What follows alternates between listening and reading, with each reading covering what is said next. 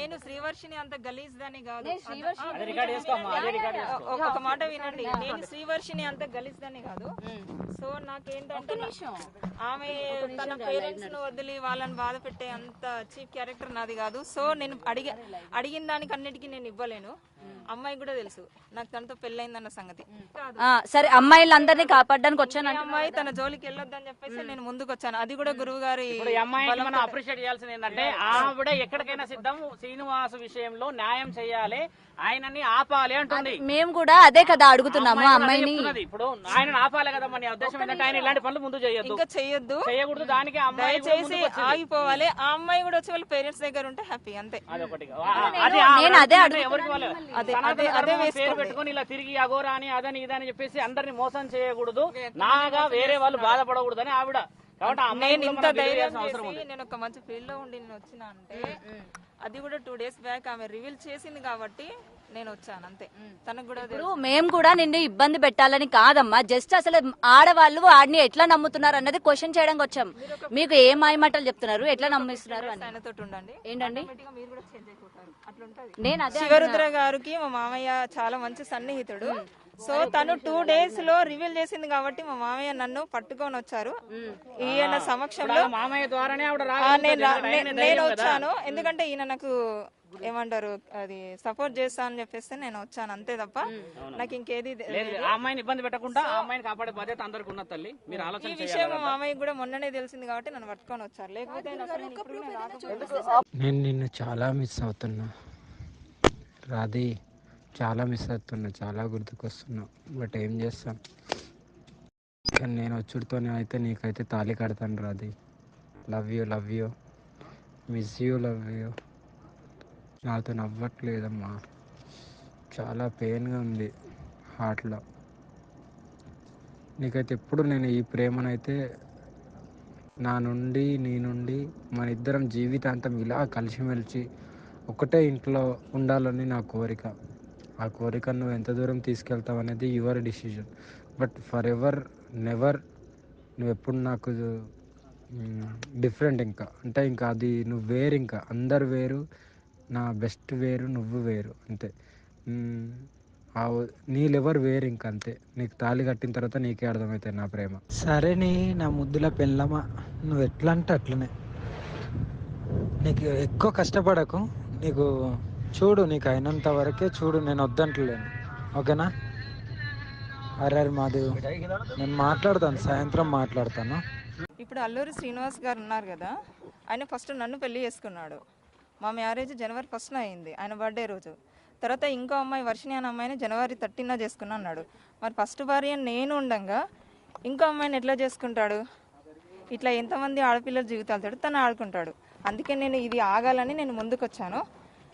దయచేసి మీ మీడియా వాళ్ళు కానీ, పోలీస్ డిపార్ట్మెంట్ కానీ, గవర్నమెంట్ కానీ అతని మీద స్టెప్ తీసుకోవాలని నేను కోరుకుంటున్నాను. ఫస్ట్ మీతో ఏం మాట్లాడారంటే మీరు తనకి ఎలా కాంటాక్ట్ అయ్యారు ఫస్ట్? అసలు అంటే నేను ఒక భక్తి పరంగా ఉన్నా కాబట్టి తనని కాంటాక్ట్ నేను అయ్యాను. అయిన తర్వాత మా మధ్యన మంచి క్లోజ్నెస్ పెరిగింది ఫస్ట్. ఆ తర్వాత అది కాస్త ఈ పెళ్లి దాకా వచ్చేసింది. పెళ్లి చేసేసుకొని ఏదో సేవ, ఒక ఆశ్రమం పెట్టి ఒక సేవ చేసుకుంటూ ఉండిపోవాలని అనుకున్నాము. దానికి ప్రిపేర్ కూడా అయ్యాము. చాలా చోట్ల ల్యాండ్స్ కూడా వెతికాము, కానీ మేము తీసుకోలేకపోయినాం. ఎందుకంటే ఈయన ఒక్క మాట మీద నిలబడడు.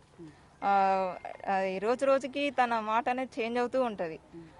అట్లా ఈలోపు ఈ వర్షిణి అనే అమ్మాయి టాపిక్ వచ్చింది. నేను అడిగాను, అడిగితే ఏమన్నాడు, తను నాకు కూతురు అవుతుంది, నేను తనకి గురువుని అవుతాను, ఏదేదో చెప్పుకుంటూ వచ్చిండు. అప్పటికే వర్షిణికి తనకి సంబంధం ఉందా?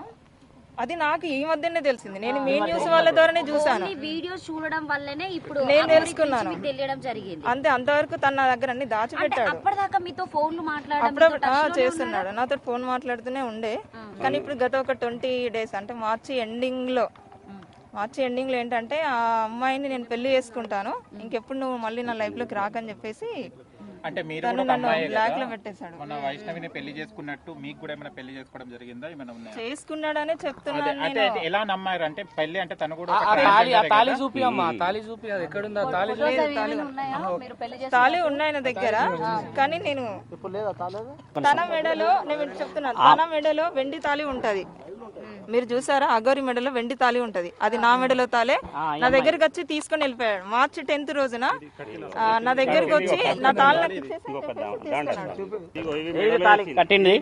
ఈ తాళి కట్టడం చేత ఆ అమ్మాయిని ఇబ్బంది పెట్టాడు, ఇది మెడలో వేసాడు. చూడండి, అది కూడా కాదు, తన మెడలో ఉన్న వెండి తాళి కూడా నా మెడలో ఉన్నది. నన్ను ఏంటి వచ్చి నా తాళి నాకు ఇచ్చేసాయని చేసి తీసుకెళ్లిపోయాడు. అప్పటికి ఆ అమ్మాయికి ఈ అగోరికి పెళ్ళైందనే విషయం నాకు అప్పుడే తర్వాత తెలిసింది. నాకు ఆ తర్వాత నేను గట్టిగానే అడిగితే ఇప్పుడు నా నంబర్ బ్లాక్ లో పెట్టిన, రెస్పాండ్ అవ్వట్లేదు. ఒకటమ్మా, ఇప్పుడు సరే మీరు భక్తి పారవశ్యంలో ఉన్నారు, మీరిద్దరు కలిసి సమాజానికి కానీ నేను ఎప్పుడు నేను మీడియా ముందుకు నేను రావాలి అని అనుకోలేదు. అనగానే ఎందుకు ఒప్పుకున్నారు? అసలు పెళ్లి చేసుకోవాల్సిన పెళ్లి అంటే నా దృష్టిలో ఏంటంటే, ఇప్పుడు ఆ అమ్మాయి మేమేదో లవర్స్ అని చెప్పేసి మేము సహజీవనం చేస్తామని అలాంటి ఉద్దేశము నాకు లేదు. నాకేంటంటే నాకు ఇప్పుడు కాదు, తన కలవక ముందే నాకు ఒక ఆశయం ఉండే, ఒక ఆశ్రమం పెట్టాలి, గోమాతలని కానీ ఏదన్నా వృద్ధులని కానీ ఇలా చూసుకోవాలని నేను, మా మామయ్య, మా అన్నయ్య మేము ఒక కమిటీగా అనుకున్నామా. సో ఈయన కూడా సేమ్ నాకు అనుకూలంగా మాట్లాడేసరికి సరే అలా ఒక భక్తురాలుగా ఉండిపోవాలి తప్ప ఇది ఇంతవరకు ఆగిపోవాలని నేను అలాగే ఉన్నాను. ఎక్కడ కలిసారు మీరిద్దరు ఫస్ట్ టైం? పరిచయం ఎట్లా? నాలాగా ఇప్పుడు ఆ వర్షిని అమ్మాయి కూడా ఏంటంటే తను చిన్నపిల్ల. సో తను ఏంటంటే తను లవ్ చూపిస్తాడు. ఎలా అంటే ఇక అది ఒక మీ నిజమైన ఆయన అంటాడు కదా, అంగం అని, అంగం ఉన్నోళ్ళు కూడా చూపెట్టలేనంత ప్రేమ చూపిస్తాడు. కూడా 3 నెలలు అవుతుంది. 3 నెలల్లో మీరు ఎందుకు ముందుకు రాలేకపోయారు? ఇప్పుడు వాళ్ళు పెళ్లి చేసుకుంటున్నాము, మేము నిజంగానే నాకు 15 days బ్యాకే తెలిసింది. మీరు ముందుకు వచ్చారు కదా, అంతకు ముందు నుంచి కూడా 15 days బ్యాకే తెలిసి మీరు వాళ్ళకి అంటే ఇది నిజం, ఇది జరిగిందని చెప్పేసి మీరు ఓపెన్ అయితేనే మిమ్మల్ని జనాలు రిసీవ్ చేసుకోగలుగుతారు. నాకు వర్షిని అమ్మాయితో తిరుగుతున్నాడన్న సంగతి జస్ట్ నాకు 15-20 days బ్యాకే తెలుసు. అంటే అంతకు ముందు నుంచి కూడా మీడియా నాకు తెలీదు. మీరు చూడలేదా? నాకు ఆ అమ్మాయితోటి నేను అంతకుముందు నేను ఇది పట్టించుకోలేదు. జస్ట్ 20 days బ్యాక్ ఈ వర్షిని అమ్మాయి బయటకు రావడము, తర్వాత ఆమెను పట్టుకొని తిరగడము, అదంతా నేను అడిగాను.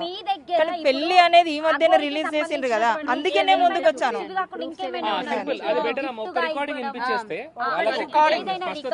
ఎందుకంటే నిజంగా మీరు భార్య అని చెప్పడానికి ఏమైనా ప్రూఫ్స్ ఉంటే చూపించండి. నా దగ్గర వాయిస్ రికార్డ్స్ ఉన్నాయి, నేను చూపిస్తాను.